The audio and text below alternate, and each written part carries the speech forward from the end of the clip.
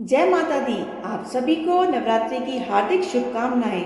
आज की वीडियो में हम सुनेंगे श्री दुर्गा सप्तशती पाठ का 11वां अध्याय, जिसमें देवताओं द्वारा देवी की स्तुति तथा देवी द्वारा देवताओं को वरदान दिए जाने का संपूर्ण विवरण दिया हुआ है।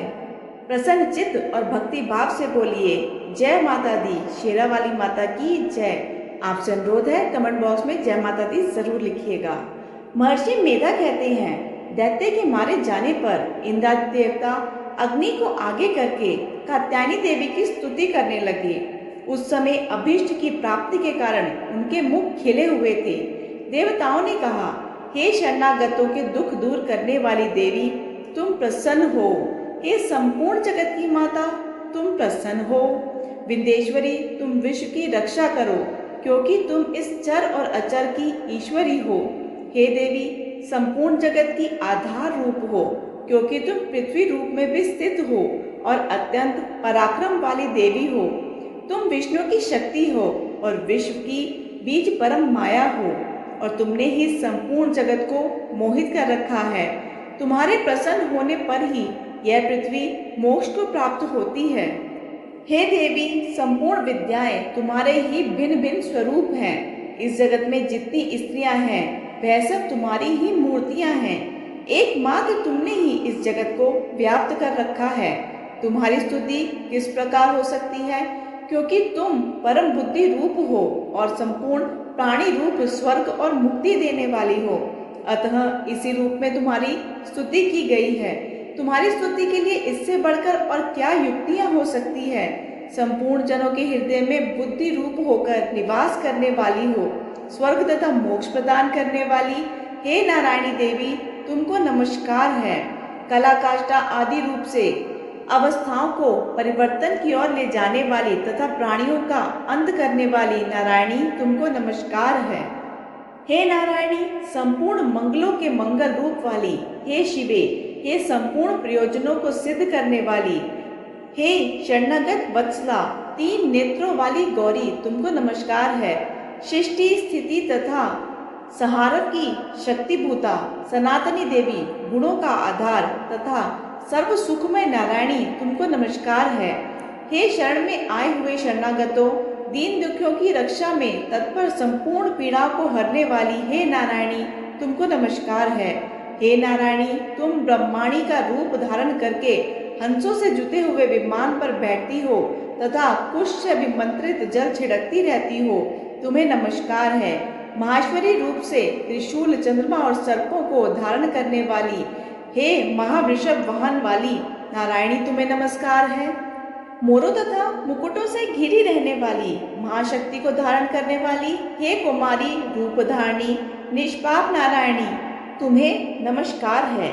हे शंख चक्र गदा फर शांग धनुष रूप आयुधों को धारण करने वाली वैष्णवी शक्ति रूपा नारायणी, तुम हम पर प्रसन्न हो, तुम्हें नमस्कार है।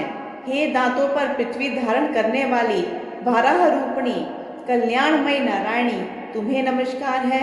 हे उग्र नृसिंह रूप में दैत्यों को मारने वाली त्रिभुवन की रक्षा में संलग्न रहने वाली नारायणी, तुम्हें नमस्कार है। हे मस्तक पर किरीट और हाथ में महावज्र धारण करने वाली सहस्त्र नेत्रों के कारण उज्जवल वृत्तासुर के प्राण हरने वाली ऐन्द्रिय शक्ति हे नारायणी, तुम्हें नमस्कार है। हे शिव ज्योति स्वरूप में दैत्यों के महामद को नष्ट करने वाली हे घोर रूप वाली हे महाशब्द वाली हे नारायणी, तुम्हें नमस्कार है। दाढ़ों के कारण विकराल मुख वाली मुंडमाला से भूषित मुंड मर्दनी चामुंडा रूपा नारायणी, तुम्हें नमस्कार है। हे लक्ष्मी, लज्जा, महाविद्या, श्रद्धा, पुष्टि, स्वधा, ध्रुवा, महारात्रि तथा महाविद्या रूपा नारायणी, तुमको नमस्कार है। हे मेधा सरस्वती, सर्वोत्कृष्ट ऐश्वर्य रूपणी पार्वती महाकाली नित्यंता तथा ईश रूपणी नारायणी, तुम्हें नमस्कार है। हे सर्व सब रूप सर्वेश्वरी सर्वशक्ति युक्त देवी, हमारी भय से रक्षा करो, तुम्हें नमस्कार है। हे कात्यायनी, तीनों नेत्रों से भूषित यह तेरा सौम्य मुख सब तरह के डरों से हमारी रक्षा करे, तुम्हें नमस्कार है। हे भद्रकाली, ज्वालाओं के समान भयंकर अति उग्र एवं संपूर्ण असुरों को नष्ट करने वाला तुम्हारा त्रिशूल हमें भयों से बचावे, तुमको नमस्कार है। हे देवी, जो अपने शब्द से इस जगत को पूरित करके दैत्यों के तेज को नष्ट करता है, वह आपका घंटा इस प्रकार हमारी रक्षा करे जैसे कि माता अपने पुत्रों की रक्षा करती है। हे चंडिके, असुरों के रक्त और चर्बी से चर्चित जो आपकी तलवार है, वह हमारा मंगल करे, हम तुमको नमस्कार करते हैं। हे देवी, तुम जब प्रसन्न होती हो तो संपूर्ण रोगों को नष्ट कर देती हो, और जब रुष्ट हो जाती हो तो संपूर्ण वांछित कामनाओं को नष्ट कर देती हो, और जो मनुष्य तुम्हारी शरण में जाते हैं उन पर कभी विपत्ति नहीं आती, बल्कि तुम्हारी शरण में गए हुए मनुष्य दूसरों को आश्रय देने योग्य हो जाते हैं। अनेक रूपों से बहुत प्रकार की मूर्तियों को धारण करके इन धर्मद्रोही असुरों का तुमने संहार किया है, वह तुम्हारे सिवा कौन कर सकता है। चतुर्दश विद्याएं, षट शास्त्र और चारों वेद तुम्हारे ही प्रकाश से प्रकाशित हैं, उनमें तुम्हारा ही वर्णन है। और जहाँ राक्षस, विषैले, सर्प, शत्रुगण हैं, वहाँ और समुद्र के बीच में भी तुम साथ रहकर इस विश्व की रक्षा करती हो। हे विश्वेश्वरी, तुम विश्व का पालन करने वाली विश्व रूपा हो, इसलिए संपूर्ण जगत को धारण करती हो। इसीलिए ब्रह्मा, विष्णु, महेश की भी वंदनीय हो। जो भक्ति पूर्वक तुमको नमस्कार करते हैं, वह विश्व को आश्रय देने वाले बन जाते हैं। हे देवी, तुम प्रसन्न हो और असुरों को मारकर जिस प्रकार हमारी रक्षा की है, ऐसे ही हमारे शत्रुओं से सदा हमारी रक्षा करती रहो। संपूर्ण जगत के पाप नष्ट कर दो और पापों तथा उनके फलस्वरूप होने वाली महामारी आदि बड़े बड़े उपद्रवों को शीघ्र ही दूर कर दो। विश्व की पीड़ा को हरने वाली देवी, शरण में पड़े हुओं पर प्रसन्न हो। त्रिलोक निवासियों की पूजने परमेश्वरी, हम लोगों को वरदान दो। देवी ने कहा, हे देवताओं, मैं तुमको वर देने के लिए तैयार हूँ। आपकी जैसी इच्छा हो वैसा वर मांग लो, मैं तुमको दूंगी। देवताओं ने कहा, हे सर्वेश्वरी, त्रिलोक के निवासियों की समस्त पीड़ाओं को तुम इस प्रकार हरती रहो और हमारे शत्रु को इसी प्रकार नष्ट करती रहो। देवी ने कहा, वैवस्वत मनवंतर के 28वें युग में 2 और महाअसुर शुंभ और निशुंभ उत्पन्न होंगे। उस समय मैं नंद गोप के घर से यशोदा के गर्भ से उत्पन्न होकर विंध्याचल पर्वत पर शुंभ और निशुंभ का संहार करूंगी। फिर अत्यंत भयंकर रूप से पृथ्वी पर अवतीर्ण होकर मैं वैप्रचिति नामक दानवों का नाश करूंगी। उन भयंकर महाअसुरों को भक्षण करते समय मेरे दांत अनार पुष्प के समान लाल होंगे।